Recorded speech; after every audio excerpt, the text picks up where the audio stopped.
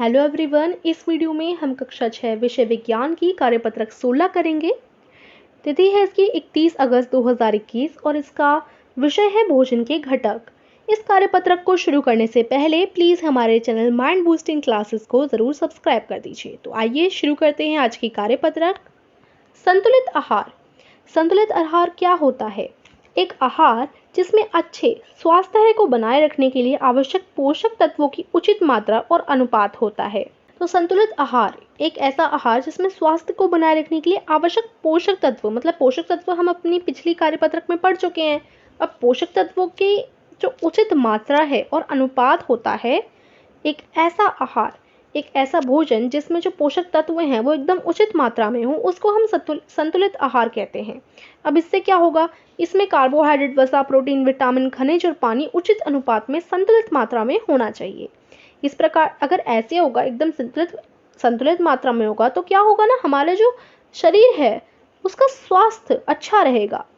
तो कार्बोहाइड्रेट, वसा, protein, vitamin, खनिज और पानी, ये सारे क्या हैं? पोषक तत्व हैं।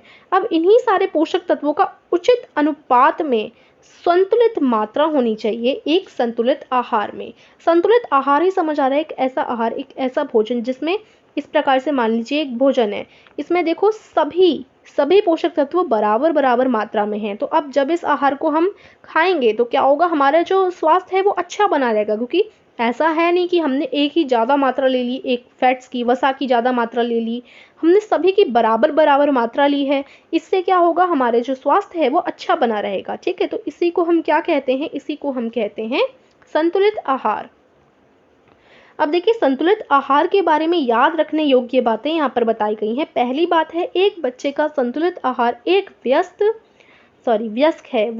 वयस्क व्यक्ति से अलग होता है। वयस्क यानी जो अडल्ट हो, मतलब बड़े व्यक्ति से। एक जो बच्चा है उसका जो संतुलित आहार है, यानी जो वो खा रहा है, संतुलित आहार जो वो ले रहा है, वो अलग होता है एक व्यक्ति से जो कि बड़ा हो चुका है। यानी बच्चा जो होता है, बच्चे को क्या होती है? ज़्यादा संतुलित आहार की ज़रूरत होती है, अलग संतुलित आहार की ज़रूरत होती है। एक बढ़ते हुए बच्चे को अपने आहार में एक वयस्क व्यक्ति की तुलना में अधिक प्रोटीन की आवश्यकता है। अब अगर कोई बच्चा है तो उसे प्रोटीन की ज़्यादा आवश्यकता पड़ेगी। बढ़ते हुए बच्चे को खासकर प्रोटीन की ज़्यादा आवश्यकता पड़ती है एक वयस्क व्यक्ति की तुलना में देखा जाए तो। तीसरा, एक बढ़ते हुए बच्चे की हड्डियों के निर्माण के लिए कैल्शियम और फास्फोरस जैसे खनिजों की अधिक आवश्यकता होती है। तो अब एक बच्चे को हमने पढ़ा, एक बच्चे को प्रोटीन तो ज़्यादा चाहिए ही होता है, खासकर उसकी जब हड्डियाँ बढ़ रही होती हैं, हड्डियाँ का निर्माण हो रहा होता है, तो उसे कैल्शियम और फास्फोरस की भी ज़्यादा ज़रूरत पड़ती है।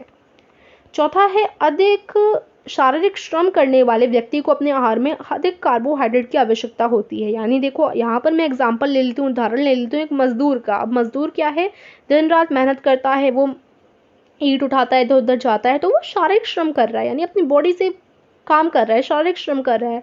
तो उसके लिए उसे क्या चाहिएगा? अपने मील में, अपने आहार में कार्बोहाइड्रेट की ज़्यादा आवश्यकता पड़ेगी। तो जो लोग शारीरिक श्रम ज़्यादा करते हैं उनको कार्बोहाइड्रेट की ज़्यादा ज़रूरत पड़ती है। ठीक है, तो ये कुछ याद रखने योग्य बातें थी। अब आइए प्रश्न 1 की तरफ चलते हैं। नीचे बॉक्स में दिए गए शब्दों से रिक्त स्थान भरिए। तो यहाँ आपको बॉक्स में शब्द दिए गए हैं, इनसे आपको रिक्त स्थान भरने हैं। तो पहला, एक व्यक्ति की तुलना में बढ़ते हुए बच्चे के आहार में डैश की अधिक आवश्यकता होती है। तो अभी हमने पढ़ा, यहाँ आ जाएगा प्रोटीन। ठीक है, यहाँ आप लोग इधर से प्रोटीन लिख लेंगे। अगला प्रश्न है, एक संतुलित आहार में सभी पोषक तत्वों का उचित डैश होना चाहिए। संतुलित आहार में क्या होना चाहिए? सभी पोषक तत्वों का उचित अनुपात होना चाहिए। तो यहाँ से देखो जो अनुपात है वो इधर आ जाएगा। अगला प्रश्न है, गेहूं, चावल और आलू डैश के स्रोत हैं। तो गेहूं, चावल और आलू में क्या होता है? गेहूं, आलू और चावल में कार्बोहाइड्रेट होता है। इसे आप इधर लिख लेंगे, देखो मैंने लिख रखा है वैसे। चौथा प्रश्न क्या है? हड्डियों के निर्माण के लिए डैश आवश्यक है। हड्डियों के निर्माण के लिए कैल्शियम आवश्यक है।